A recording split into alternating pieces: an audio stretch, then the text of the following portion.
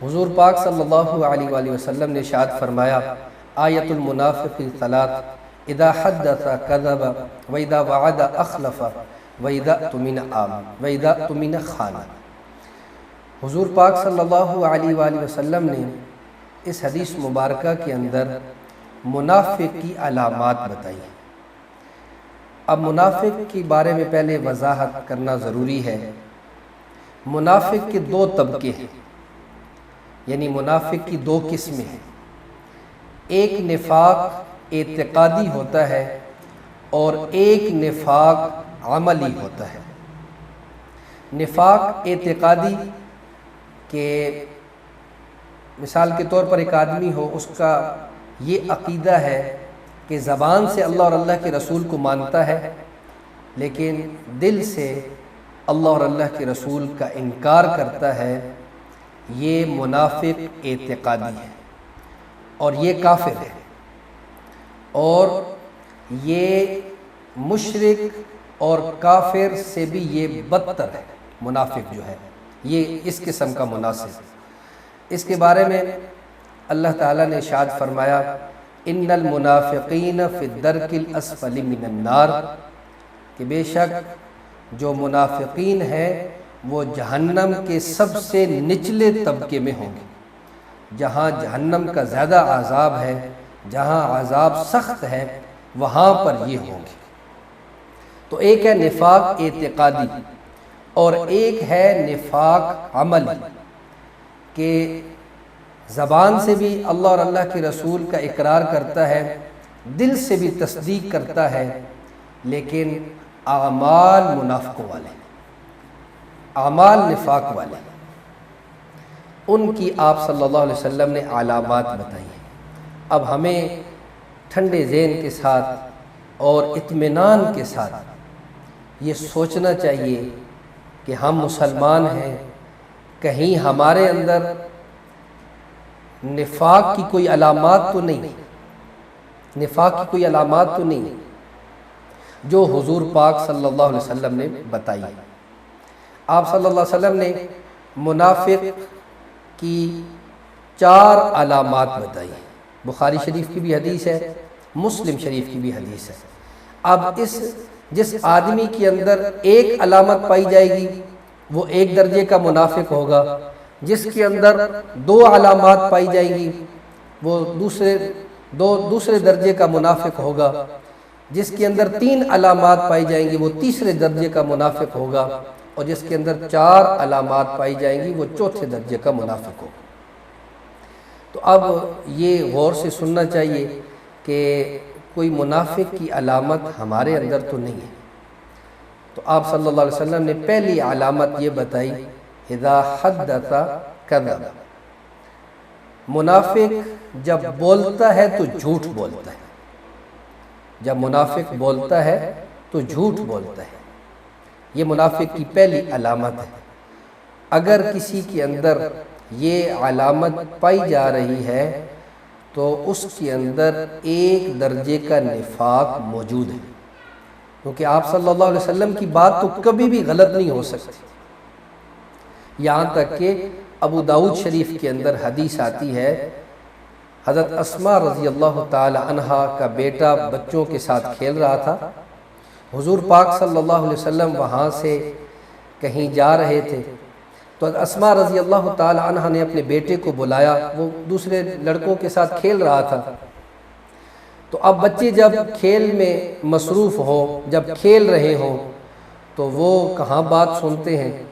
تو اسماء رضی اللہ تعالی عنہ کے بار بار بلانے پر جب ان کا بیٹا ان کے پاس نہیں آیا تو اسماء رضی اللہ تعالی عنہ نے اپنے بیٹے سے کہا، بیٹا اگر تم میرے پاس آؤ گے تو میں تمہیں کچھ چیز دوں گی۔ تو جب بیٹے نے یہ بات سنی تو فوراً بھاگتا ہوا اپنی ماں کے پاس آیا۔ تو آپ صلی اللہ علیہ وسلم یہ سارا واقعہ دیکھ رہے تھے۔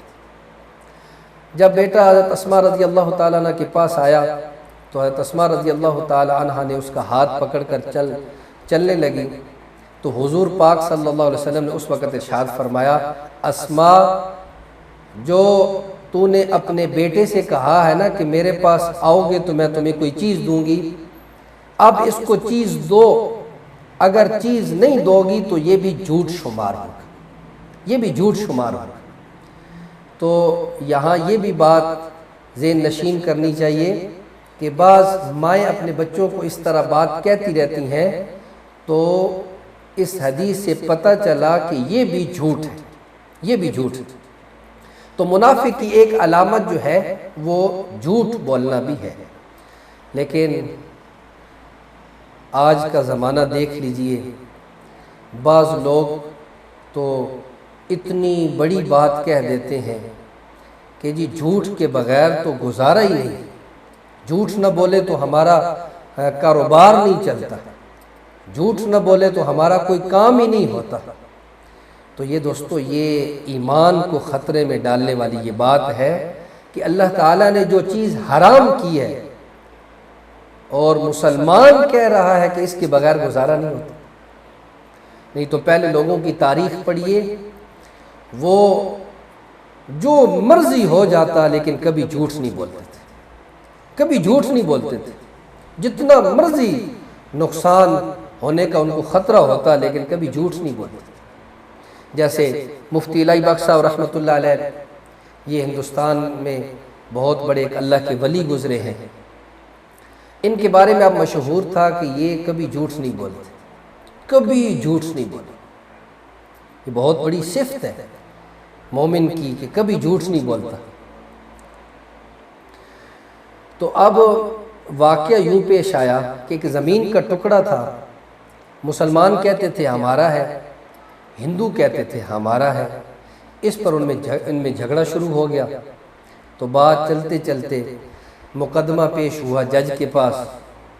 تو چونکہ ہندوؤں اور مسلمانوں میں مذہبی بھی اختلاف تھا، تو جب بات آگے چلی تو ہندوؤں نے یہ کہنا شروع کر دیا کہ اگر یہ زمین کا ٹکڑا ہمیں ملا تو ہم اس پر مندر بنائیں گے، اور مسلمانوں نے کہنا شروع کر دیا کہ اگر زمین کا ٹکڑا ہمارے حق میں اس کا فیصلہ ہوا تو ہم اس پر مسجد بنائیں گے۔ تو جب بات جج کے پاس گئی اور جج نے دونوں کی باتیں سنی، مسلمانوں کی بھی اور ہندوؤں کی بھی، تو جج انگریز تھا لیکن عقل مند تھا۔ اس نے کہا کہ دیکھو، اگر تم آپس میں بیٹھ کر، مسلمان ہندو بیٹھ کر آپس میں معاملہ طے کر لو تو یہ تمہارے لیے بہت فائدہ مند ہے۔ اگر میں نے فیصلہ ایک طرف کر دیا تو یہ مذہبی جنگ شروع ہو جائے گی اور یہ کبھی ختم ہونے کا نام ہی نہیں لے گی، تمہارے خاندانوں کے خاندان اس کے اندر ختم ہو جائیں گے، لیکن یہ تمہاری جنگ ختم نہیں ہوگی۔ تو اب مسلمان ہندو آپس میں بیٹھے تو ہندوؤں نے کہا کہ ہم ایک آدمی کو مختص کرتے ہیں جو ہندو نہیں ہے، مسلمان ہے، اگر وہ کہہ دے کہ یہ زمین مسلمانوں کی ہے تو ہم زمین دینے کے لیے تیار ہیں۔ اللہ اکبر! ہندوؤں کو بھی پتہ تھا کہ ان مسلمانوں میں ایک بندہ ایسا ہے جو کبھی جھوٹ نہیں بولتا، تو مسلمانوں نے یہ بات تسلیم کر لی۔ ہندوؤں نے کہا آپ کے جو مفتی ہیں نا، مفتی الہی بخش صاحب رحمۃ اللہ علیہ، اگر وہ کہہ دے کہ یہ زمین مسلمانوں کی ہے تو ہم آپ کو دینے کے لیے تیار ہیں۔ اب مسلمان اندر اندر سے خوش ہو گیا کہ یہ تو ہمارا اپنے مفتی صاحب ہے، اپنا بندہ ہے، یہ تو ہمارے خلاف کیسے گواہی دے گا۔ تو مفتی الہی بخش صاحب رحمۃ اللہ علیہ چونکہ بڑی عمر کے تھے اور ان کو یہ پتہ تھا کہ ہندوؤں کی کون سی زمینیں ہیں، مسلمانوں کی کون سی زمینیں ہیں، تو مفتی الہی بخش صاحب رحمۃ اللہ علیہ کو جج کے سامنے پیش کیا گیا۔ تو اب جج نے پوچھا مفتی صاحب بتائیے، سچ سچ بتائیے کہ زمین کس کی ہے۔ اب ہندو بھی انتظار میں ہے اور مسلمان بھی انتظار میں ہے کہ مفتی صاحب کیا فرماتے ہیں۔ مفتی صاحب رحمۃ اللہ علیہ فرمانے لگے کہ سچی بات یہ ہے کہ یہ زمین ہندوؤں کی ہے، یہ زمین ہندوؤں کی ہے۔ تو مسلمان بڑے غصے میں آئے اور مفتی صاحب کو برا بھلا بھی کہا۔ انہوں نے کہا جو مرضی تم کہتے رہو، مجھے پتہ ہے مسلمانوں کی کون سی زمینیں ہیں، ہندوؤں کی کون سی زمینیں ہیں، لہٰذا میں نے تو سچ بولنا تھا، میں نے سچ بول دیا۔ جج صاحب نے جب یہ بات سنی تو انہوں نے فیصلہ لکھ دیا کہ یہ زمین ہندوؤں کو دے دی جائے، لیکن جس صفحے پر انہوں نے فیصلہ لکھا نا، اس صفحے کے نیچے بڑی عجیب بات لکھی۔ فرمایا کہ آج یہ مقدمہ ہندو جیت گئے ہیں، لیکن آج مسلمانوں کا مذہب جیت گیا ہے۔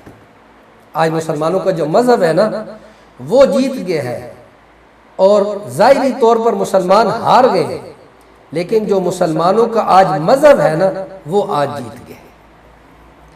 جب یہ فیصلہ ہندوؤں نے سنا تو بڑے ہندو جمع تھے، انہوں نے کہا جج صاحب ایک فیصلہ آپ نے کیا ہے نا، ایک فیصلہ ہم کرتے ہیں کہ ہم سارے کلمہ پڑھ کے مسلمان ہوتے ہیں، ہم سارے کلمہ پڑھ کے مسلمان ہوتے ہیں، اور یہاں جو یہ زمین کا ٹکڑا ہے، اس زمین کے ٹکڑے پر مسجد ہم خود بنائیں گے، مسجد ہم خود بنائیں گے۔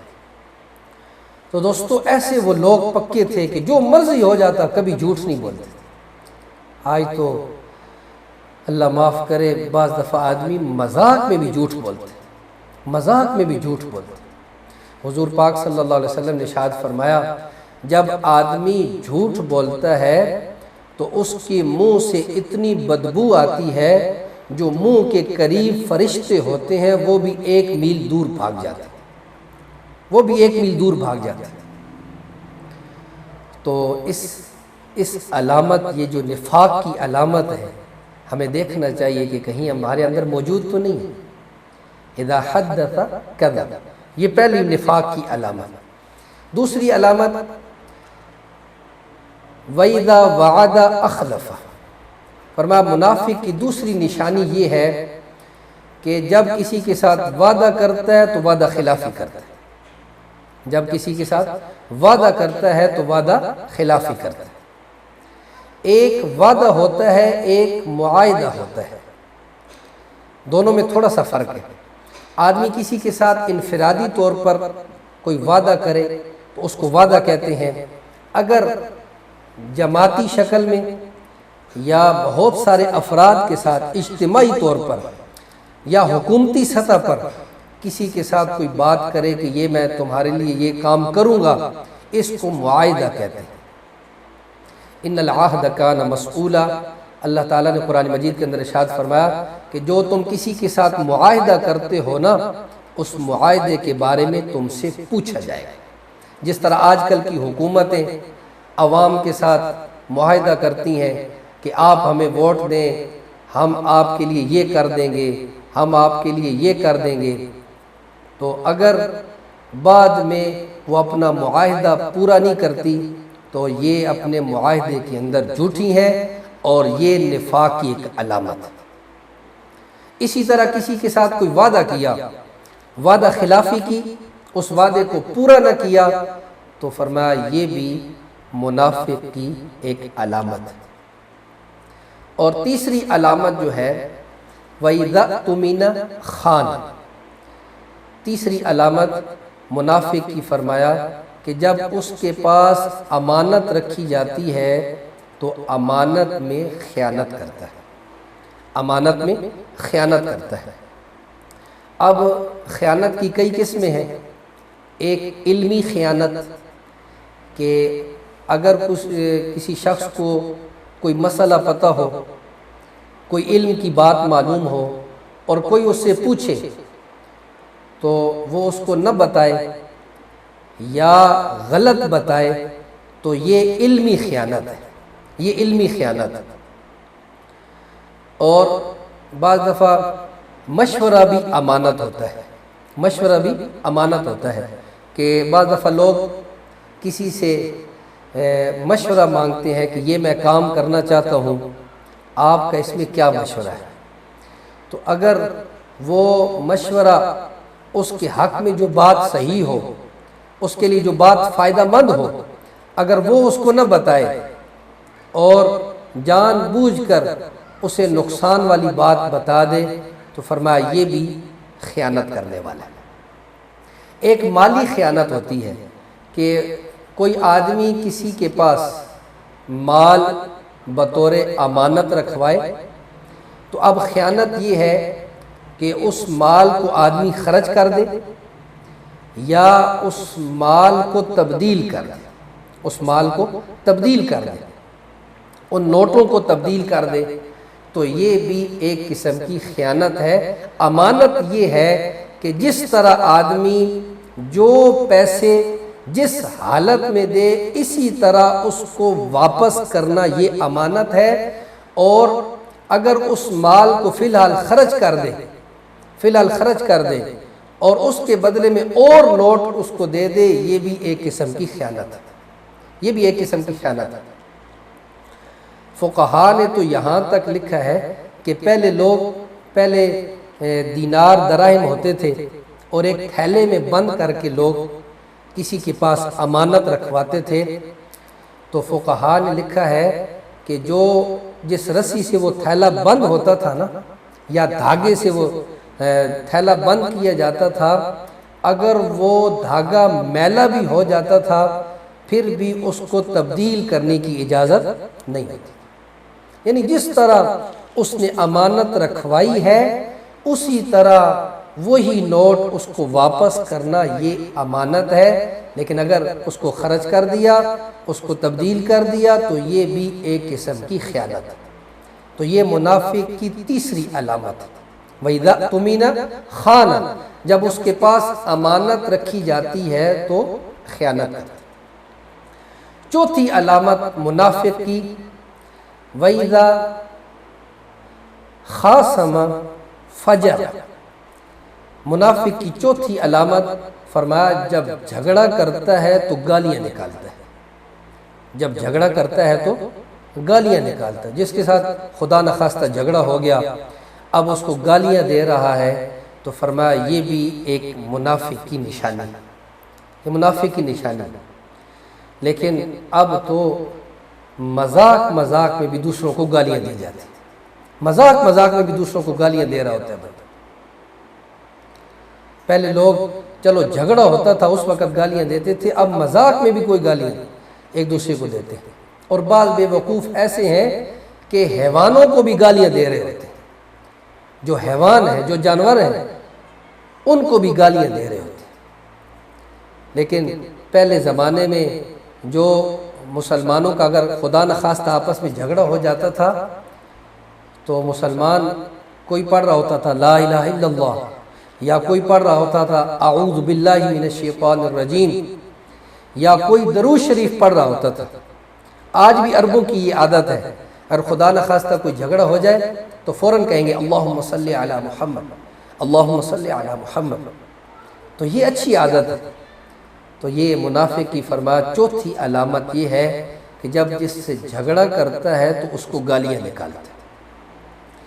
کچھ علامات قرآن نے بھی ذکر کی ہیں کہ ان میں سے ایک فرمایا قرآن مجید کے اندر آتا ہے، منافق کی ایک علامت یہ ہے وَإِذَا قَامُوا إِلَى الصَّلَاةِ قَامُوا كُسَالَىٰ،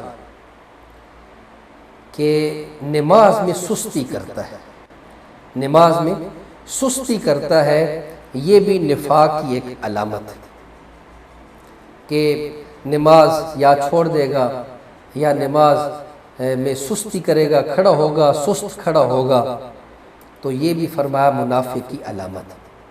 اور قرآن مجید نے ایک اور منافق کی علامت یہ بتائی ہے وَلَا يَذْكُرُونَ اللَّهَ إِلَّا قَلِيلًا، کہ مومن کی تو یہ نشانی ہے کہ وہ اللہ کا ذکر کثرت سے کرتا ہے، اور منافق کی یہ نشانی ہے کہ اللہ کا ذکر بہت کم کرتا ہے، بہت کم کرتا ہے، اور فضول کاموں میں پڑا رہتا ہے، دنیا کے تذکرے زیادہ کرتا ہے، اور دنیا کے جو اہم ترین شخصیات ہوتی ہیں ان کا ذکر کرتا رہتا ہے، ناول پڑھتا رہتا ہے، فضول باتیں کرتا رہتا ہے، اللہ کا ذکر بہت کم کرتا ہے۔ تو دوستو یہ ہمیں دیکھنا چاہیے کہ ہمارے اندر کوئی یہ منافق کی 4 علامات جو احادیث مبارکہ کے اندر آئی ہیں اور قرآن مجید نے بھی جو علامات بتائی ہیں کیا ہمارے اندر کوئی ایسی علامت تو نہیں ہے؟ کہیں ہم غفلت میں زندگی تو نہیں گزار رہے کہ اللہ کو یاد کر رہے ہیں یا دنیا کا ذکر زیادہ چل رہا ہے؟ اگر دیکھا جائے تو دوستو اس بات میں کوئی شک نہیں ہے کہ ہم نے اللہ کی یاد کو بہت کم کر دیا، اللہ کی یاد کو بہت کم کر دیا۔ اللہ تعالیٰ تو ارشاد فرماتے ہیں فَاذْكُرُونِي أَذْكُرْكُمْ، کہ تم زمین پر مجھے یاد کرو، میں تمہیں آسمانوں پر یاد کروں گا، میں تمہیں آسمانوں پر یاد کروں گا۔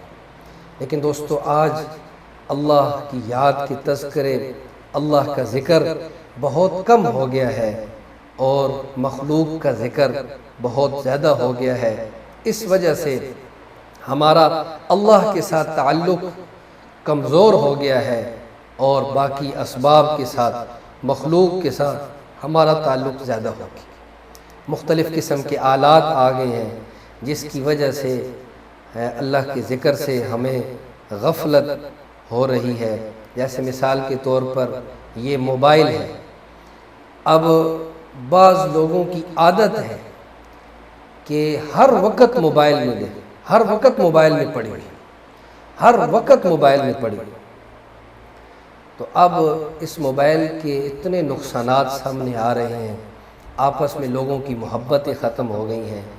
جس طرح گھر میں رشتہ دار ایک خاندان والے بیٹھتے تھے اور آپس میں پیار محبت کی باتیں کرتے تھے، اب کئی مجالس میں جانا ہوا ہے تو بعض لوگوں کو دیکھا ہے کہ موبائل سے اپنا سر ہی نہیں اٹھاتا، بس بات کرتے ہیں، بات کر کے پھر دوبارہ موبائل کے اندر اپنا سر ڈال لیتے ہیں۔ تو وہ محبتیں ختم ہو گئی ہیں، ایک بے صبری بہت زیادہ ہو گئی کہ جیسے یہ موبائل نہیں ہوتے تھے تو اس وقت آدمی کے اندر صبر بہت زیادہ ہوتا تھا، بات کو برداشت کرنا بہت زیادہ ہوتا تھا۔ لیکن اس میں چونکہ ہر کام جلدی جلدی ہو جاتا ہے، کسی سے بات کرنی ہو، بے شک وہ ہزاروں میل دور ہو، فوراً اس کے ساتھ بات ہو جاتی ہے، فوراً اس کے پاس کوئی خبر پہنچانی ہو تو پہنچ جاتی ہے، کوئی راستے میں آ رہا ہو تو بار بار اسے فون کریں گے کہاں پہنچے ہو، کہاں پہنچے ہو، جس کی وجہ سے جو صبر تھا وہ لوگوں میں صبر ختم ہو گیا، صبر ختم ہو گیا۔ علماء نے لکھا ہے، ہمارے استاد بھی فرماتے ہیں کہ جس طرح پہلے جو زمانہ ہوتا تھا اس میں لوگوں کو دیکھتے تھے کہ وہ ہاتھ میں بٹیرا پکڑ کر نا یوں ہاتھ کو ہلاتے رہتے تھے، تو اب فرمایا اس زمانے کا یہ بٹیرا ہے کہ ہر وقت اس کی سکرین کو یوں ہاتھ چلا رہے ہیں اور دیکھتے جا رہے ہیں، دیکھتے جا رہے ہیں، دیکھتے جا رہے ہیں۔ تو اس سے بھی آدمی اللہ کے ذکر سے بہت غافل ہو رہا ہے۔ اللہ کا ذکر سے غفلت، فرمایا یہ منافق کی علامت، یہ منافق کی علامت۔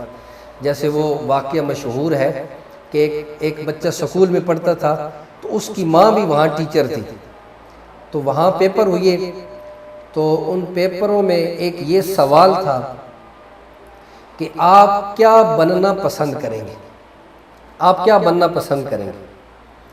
تو اس بچے نے یہ جواب لکھا کہ میں موبائل بننا پسند کروں گا، I want to the smart phone, کہ میں اسمارٹ فون بننا پسند کروں گا۔